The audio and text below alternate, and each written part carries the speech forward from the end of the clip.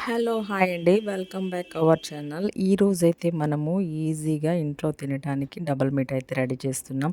మా పిల్లలకైతే ఇలా స్వీట్ ఎక్కువ లేకుండా తయారు చేయమని అడిగారు. అందుకనేసి నేను ఇలా అయితే రెడీ చేస్తున్నాము. చూడండి, ఫస్ట్ అయితే కొంచెం ఆయిల్ వేసుకొని డ్రై ఫ్రూట్స్ మనకి ఇంట్లో ఏవైతే మనకు అందుబాటులో ఉంటాయో అవి మనకు సారపప్పు, బాదం పప్పు, జీడిపప్పు అలా మేమైతే ఇలా ఉన్నాయి.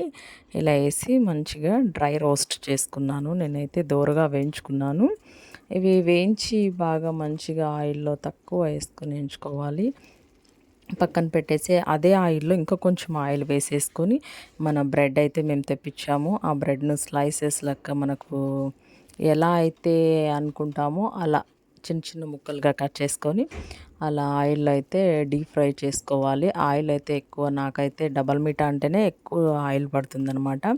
నేనైతే ఇలా ఆయిల్ తక్కువగా వేసుకొని పిల్లలు తింటూ ఉంటారు కదా! ఎక్కువ ఆయిల్ వద్దనేసి ఇలా చక్కగా కొంచెం ఆయిల్‌లో డ్రై చేసి పక్కన పెట్టాను. ఆ కొంచెం ఆయిల్‌లోనే ఒక పాల గ్లాస్ అంత సైజులో వాటర్ అయితే తీసుకున్నాను నేను.